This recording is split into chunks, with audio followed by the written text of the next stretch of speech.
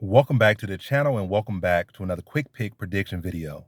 In this video, I'll be predicting the women's flyweight bout between Cynthia Calvillo versus Andrea Lee. And how I see this one right here is Andrea Lee has been pretty disappointing for the past couple of fights. I mean, she did beat the irrelevant Shevchenko. What's her name? Antonina Shevchenko submitted her, but that really one don't really you can't really cash that nowhere. You can't cash that at Dave and Buster's. You can't cash that at Wally World or Willy Wonka Land. You can't cast that anywhere. You can't cast that at Disney World. That one don't really count for much, especially given how inconsistent she is and how she falls and flat every single time she steps up.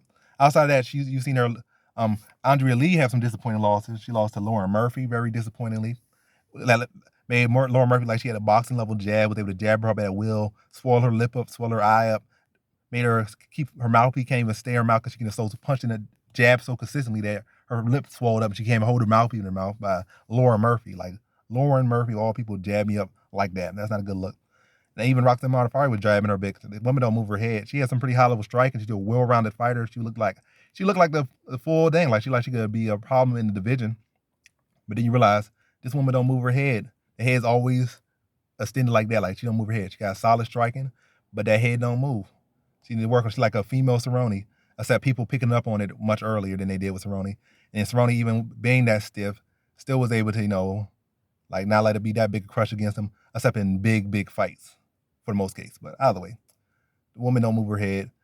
Her takedown defense could be a little bit questionable. I feel like everybody she fought has just about taken her down. Like every single person she fought outside of maybe one or two people has, as far as in the UFC, have taken her down. I feel like that will repeat itself, and Calvillo will be able to find takedowns. I think no matter where the fight takes place on the ground, but I feel like ultimately, I feel like Calvillo can stuff all takedowns of Andrea Lee and will be on top. I'm just saying, no matter where the fight takes place, I feel like not Andrea Lee. I feel like Calvillo is the better BJJ practitioner, no matter where the fight takes place. I feel like she's a better wrestler, no matter where the fight takes place.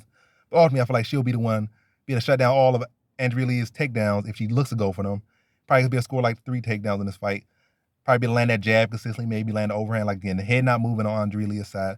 She'd probably be offensively the better striker, but defensively a lot of negligence and just stiffness. And that would allow Calvillo to get off with some shots.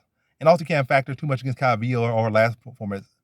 Jessica Andrade would do that to literally all of the division except the top people. So she did that to Caitlin Jakagian, et cetera, et cetera. She would do that to everybody. So I ain't factoring that loss to Andrade at all, because she would, like I said, she would do that to everyone in this division except the cream of the crop, the champions, basically, and the former champions. But yeah.